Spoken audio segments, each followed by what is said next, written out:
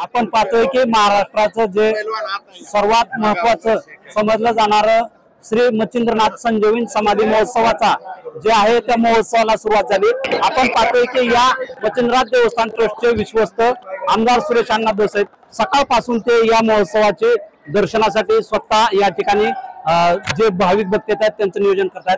अण्णा काय सांगाल, हा जो महोत्सव आहे तो सुरुवात झालाय, कशा पद्धतीने हे नियोजन आहे, यावर्षी नियोजनामध्ये बदल केला, काय कसा प्रतिसाद आहे? प्रचंड बदल केलाय। पूर्वी आम्हाला मॅन पॉवर 100, 200, 300, 400 लागायची, या वर्षी 400 फक्त पोलीस आहेत आणि DYSP आहेत। आमच्या इथले हानपुडे साहेब, आमच्या जिल्ह्याचे SP, त्यांनी मागितलं तेवढा फोर्स आम्हाला दिलेला आहे। त्याच्याबद्दल SP साहेबांचा आभार, DYSPचा आभार, उतेकर म्हणून आमच्याकडे PI आहेत त्यांचा आभार, आणि इथे साळवे साहेब आहेत त्यांनीही खूप चांगलं सहकार्य केलं, त्यांचंही मनापासून आभार।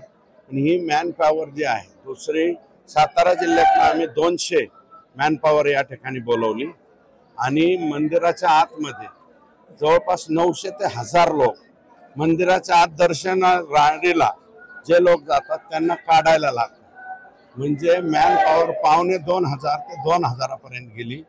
हे आकडा हजारात होता तो लाखामध्ये गेलेला आहे। किती लाख लोक येत असतील, जात असतील, तुम्ही एकंदरीत दर्शन रांग बघा।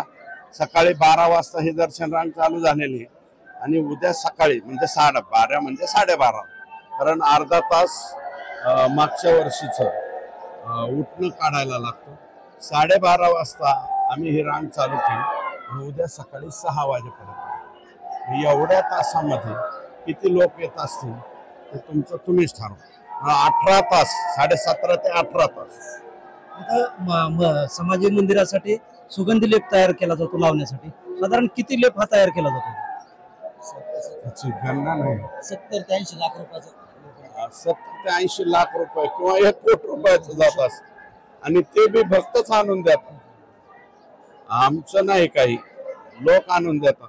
आम्ही आमचं काय जे योगदान ते ट्रस्टमध्ये ठेवतो, देवाच्या याच्यामध्ये ठेवतो, ते बाहेर बोलत नाही। आता या ठिकाणी रोपवेची देखील व्यवस्था केली जाणार होती, असं देखील आपण त्यावेळेस बोलत तेव्हा माननीय मुख्यमंत्री महोदयांचं त्या बाबतीत आभार मानलं पाहिजे की मुख्यमंत्री महोदय इथं आलते, त्यावेळेस साहेबांना आम्ही मागणी केली होती, 11च होणार होते।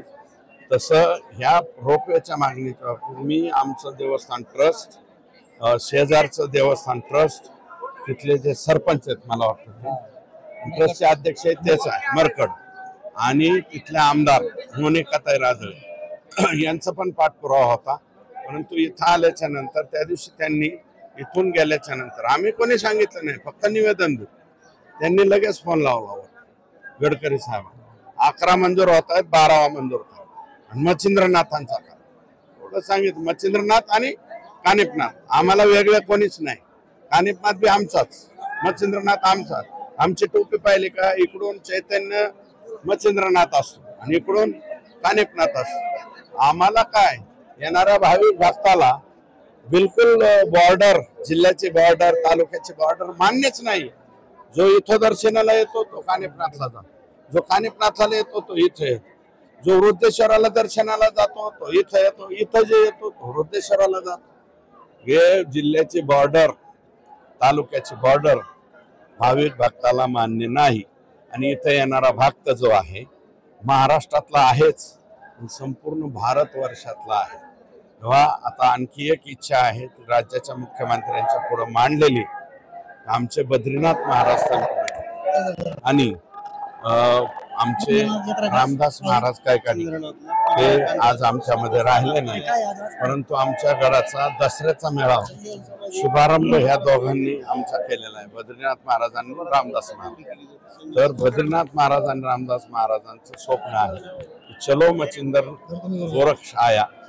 गोरक्षनाथाचे जे भक्त आहे, जे UPचे मुख्यमंत्री आहे, UPच्या मुख्यमंत्र्यांना एकदा मच्छिंद्रनाथावर आणा, तर राज्याच्या मुख्यमंत्र्यांकडे आम्ही विनंती करू, आणि या वर्षामध्ये एकदा योगीजींना इथं घेऊन। नक्कीच आपण पाहतोय की या ठिकाणी आमदार सुरेश अण्णा देसाई होते, त्यांनी यावेळी जे मुख्यमंत्री योगी आदित्यनाथ आहे त्यांना या वर्षामध्ये या मच्छिंद्रगडावरती आणणार असल्याचे जी विनंती आहे ती मुख्यमंत्री देवेंद्र फडणवीस यांच्याकडे केली आहे असं बोलताना सांगितलंय. कॅमेरामन शिवाजी पाटील सह शीतलकुमार मोठे, TV9 मराठी, मच्छिंद्रनाथगड, बीड.